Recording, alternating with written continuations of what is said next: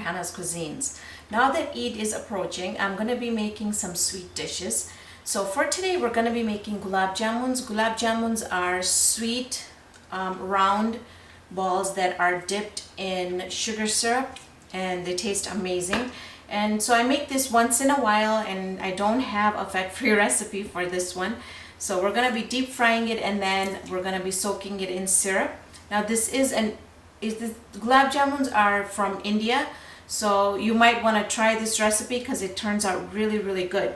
So let's go ahead and review our ingredients for today. I've got some canola oil here that we're going to use for frying, and it's on very low heat. And that's the trick to Gulab Jamuns, is to frying them on a very low heat. Then I've prepared some chasni here, which is sugar syrup, and you might want to look at my YouTube video on how to prepare chasni. This is the one thread chasni that you want for the Gulab Jamuns. And then here I've got 2 cups of milk powder, and I wanted to show you the one that I use. You don't have to get exactly the same kind, but what you want to do is you want to get the non-fed dry milk.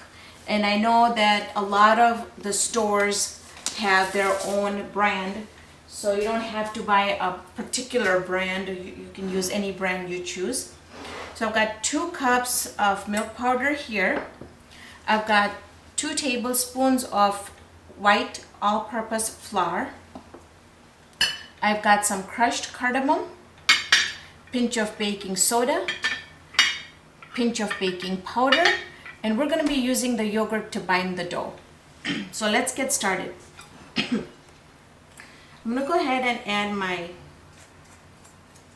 milk powder onto a plate here, and I'm using this because so I can show you exactly how we're going to be binding the dough and the consistency.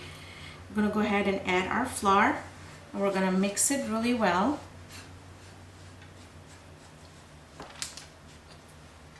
Go ahead and add our baking soda, baking powder, and however amount of cardamom that you like to use. I love cardamom, so I usually add a lot on there. Okay, we're gonna give it a good mix so we can get all the powders mixed together and incorporate them really well, so we don't have anything stuck on one side here. Okay, now we're gonna get our yogurt. And you can use any yogurt you like, but it can be sweetened. It has to be the unsweetened version.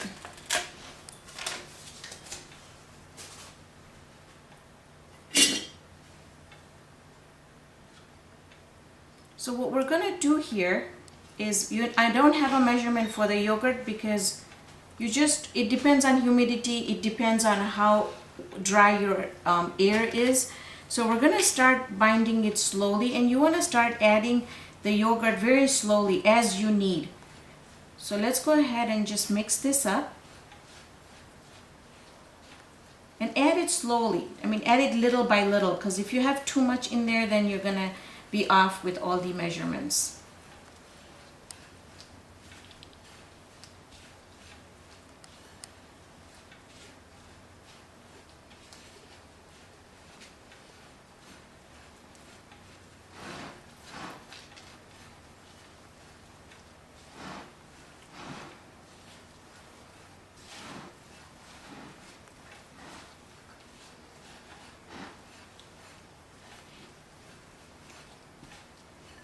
We're going to bind the dough where it's at the consistency where it won't be sticking to our hands.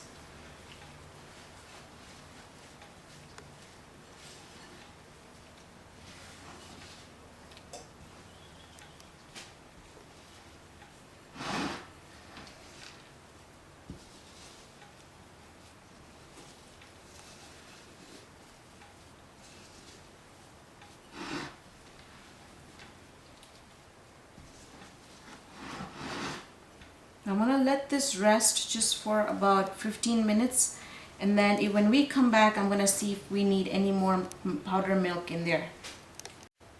So we're back. It's been about 15 minutes and I added just a little bit more carnation powder in, or the milk powder in it. And so it's pretty firm and it's still sticking to our hands, but I think that's just because of the humidity today. So I'm gonna use some ghee and I'm just gonna cover my spoon up with the ghee. And then I'm also gonna take some and rub it on the palm of my hand like so. And then we're gonna take a small amount. Now these are going to fluff up. They're gonna become nice and big. Not huge, but bigger than what bigger than what they look like right now. So you kind of want to go and make the rounds in between your two palms so you have no cracks in it. And you can make them as big or as little as you like. And you can also make them in a different shape. Like for example, I've seen the round ones all the time. But I've also seen the one that are oblong, and I remember when I first got married, my mother-in-law used to make the oblong ones. So I've got a little bit of a different size there. We'll see how it looks and puffs up. Let me do one oblong one.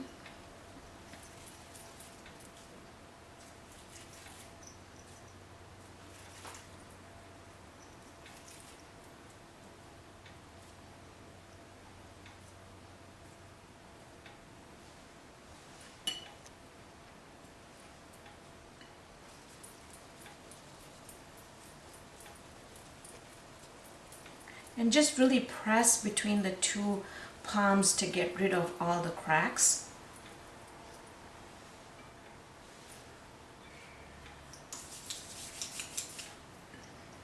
Keep on adding the ghee or the butter on the palm of your hand so you don't have a mess, so it's not sticking.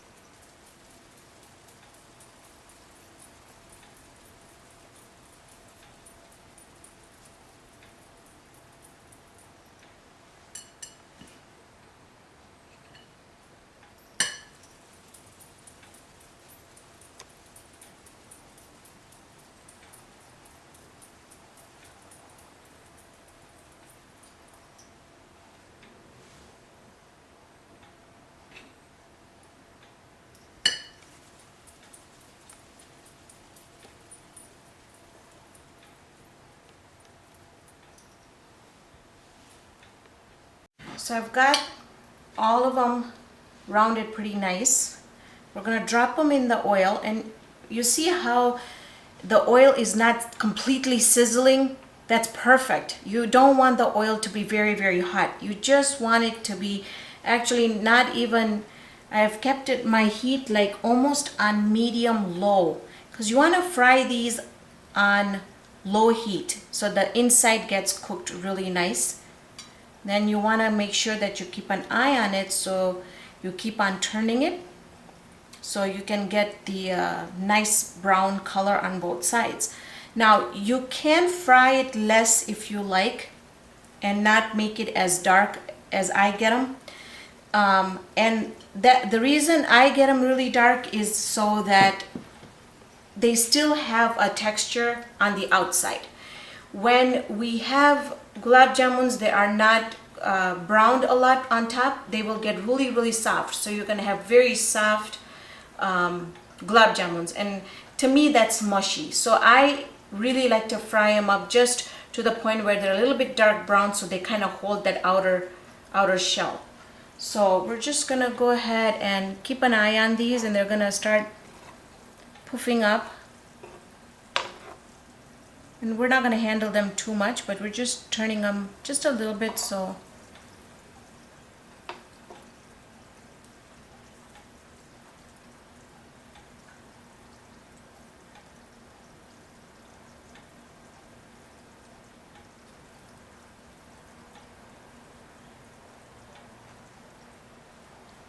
So while these are frying up, I can just show you how I fried up the first batch here. And they're really nice and firm. And I like the color, which is even, sometimes I even make them really dark as this color. But like I said, it's personal preference how you like it. And then I just put it in a flat dish like this, so that when I put my syrup in it, you know, everything has an even surface to soak up the syrup. Now if you put it in a bowl, what's going to happen is the bottom gulab jamuns are going to get soaked and saturated with the chasni or the syrup, but the top ones will remain dry. So this is the reason that I really recommend using a shallow pie plate or a pan like this, so you can really get it, everything gets evenly soaked up. So as we come back here, look at how they're kind of puffing up. And we're not hurrying up the process at all. We have to give these time to fry, and to give them their time to fry slowly, so everything cooks from the inside out.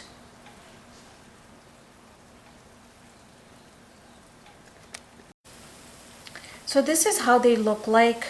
They've been frying on low for a while, and I've just been kind of turning them around as I go.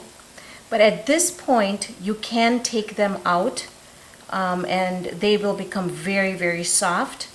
But like I said, I like to cook them where they're more, the skin is quite hard on the outside. Not hard, but a little bit more tougher than the soft ones.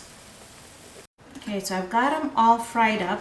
Now there was a couple that I did that I want to show you, and they're warm, they're pretty hot. So what I'm gonna do is I'm gonna show you how this one started busting out. There's another one here. And the reason if this happens, the reason is when you leave your dough while you're making your circles or your rounds, this mixture is gonna start drying up. And so make sure you add either a little bit more yogurt or just a pinch of either whipping cream or milk to soften it just a little bit, and then start binding the dough again. But when they're hard, when the dough is hard, this is what's going to happen. So if you see this, then you know why that happened. And I've got some warm 1-thread chasni that I'm going to be adding to the gulab jamuns just like that, and the gulab jamuns are still warm too. And now I'm gonna leave this for an hour so it will soak up all the syrup and get really nice and gooey inside. Thank you for joining me on this episode of Raihana's Cuisines. Hope I can see you here next time with another great recipe. See you then, friends.